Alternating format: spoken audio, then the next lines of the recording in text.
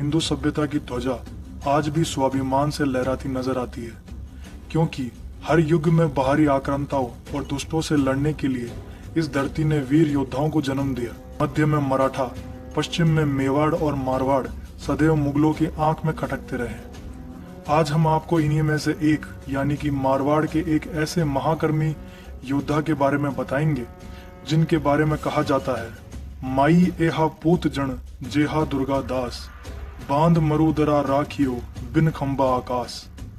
वीर दुर्गादास का जन्म 13 अगस्त 1638 में मारवाड़ के एक छोटे से गांव सालवा कला में हुआ। उनके पिता का नाम आसकरण था।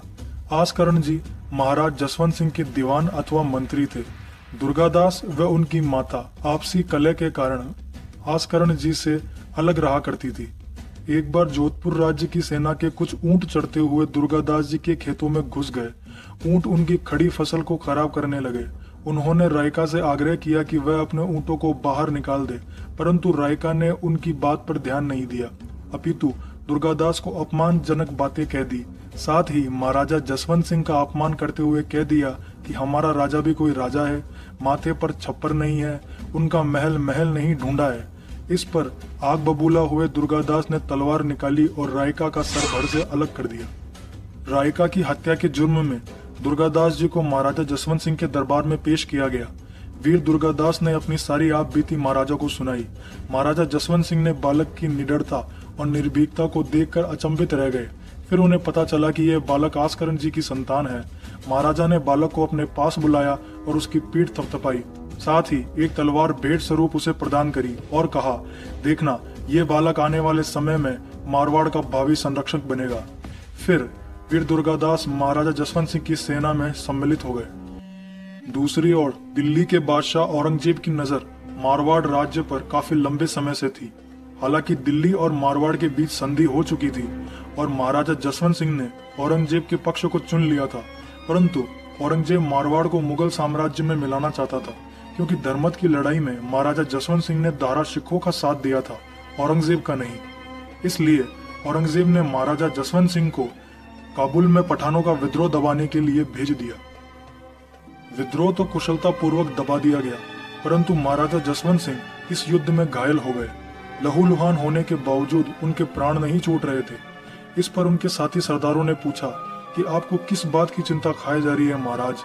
इस पर महाराजा जसवंत सिंह ने कहा, मेरे जाने के बाद मारवाड़ की धरती पर एक भयंकर आपदा आएगी। या तो मेरी संतान व रानियां मार दी जाएगी या मुसलमान बना दी जाएगी। कत्लेआम होगा, औरंगजेब द्वारा मारवाड़ हड़प लिया जाएगा, औरतों की इज्जत नीलाम होगी, साथ ही सभी को मुसलमान बना दिया जाएगा, सभी मंदिर तोड़ दिए जाएंगे।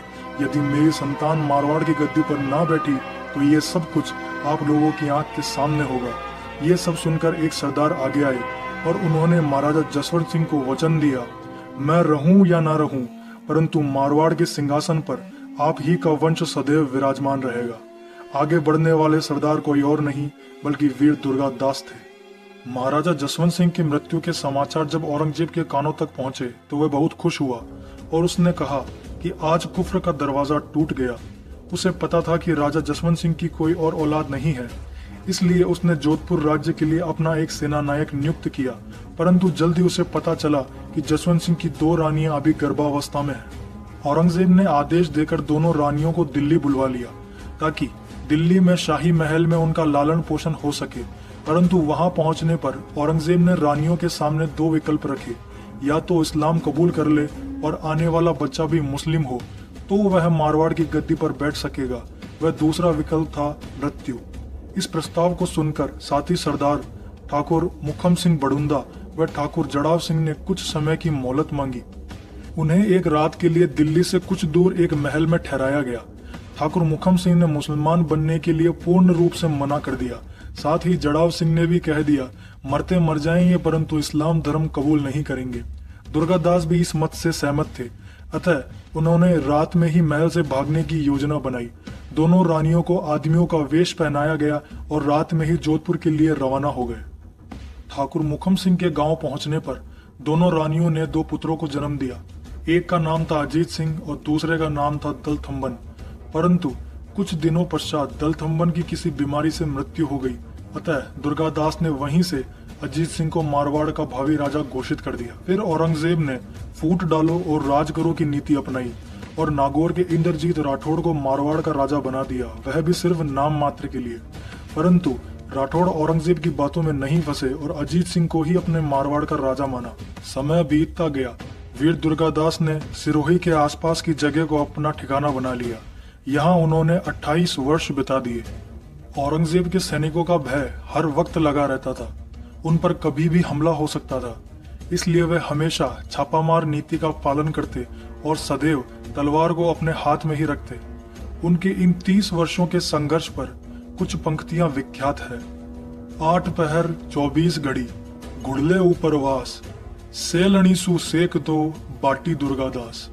उन्होंने 30 वर्ष तक अजीत सिंह को मुगलों से बचाकर रखा, हर तकलीफ सहन कर ली ताकि वह अपने वचन का मान रख सके जो उन्होंने एक मरते हुए आदमी को दिया था।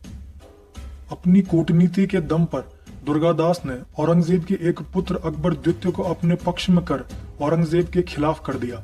1707 में औरंगजेब की मृत्यु हो गई और 1708 में अजीत सिंह सिंहासन पर बैठे और दुर्गादास दीवान नियुक्त किए गए। परंतु अजीत सिंह कान के कच्चे निकले और उन्होंने अपने कुछ मंत्रियों के कहने पर अथवा औरंगजेब की पोती सिफुत निसा के प्रेम में पड़कर वीर दुर्गादास को मारने का आदेश दे दिया। परंतु जो व्यक्ति इतने सालों से मुगलों के हाथ नहीं लगा, वह अजीत सिंह के बस में कैसे आ सकता था। वीर दुर्गादास ने अजीत सिंह की मंशा भांप ली और उनके लिए मंगल कामना करते हुए अपनी कर्मभूमि, अपनी मातृभूमि मारवाड़ को छोड़कर मेवाड़ चले गए। फिर कुछ वर्ष पश्चात 1718 में वह उज्जैन महादेव की शरण में चले गए। उज्जैन में शिप्रा नदी के तट पर आज भी उनकी छतरी बनी हुई है। जाट समुदाय के राम नाम के व्यक्ति ने क्या खूब कहा है, डंबक डंबक ढोल बाजे दे दे ढोर नगाड़ा की, आसे घर दुर्गा नहीं हो तो सुन्नत होती सारा की। दुर्गादास ने न केवल मारवाड़ रियासत को बचाया अपितु पूरे राजस्थान का इस्लामीकरण होने से बचाया है। वीडियो को लाइक करना व शेयर करना ना भूलें।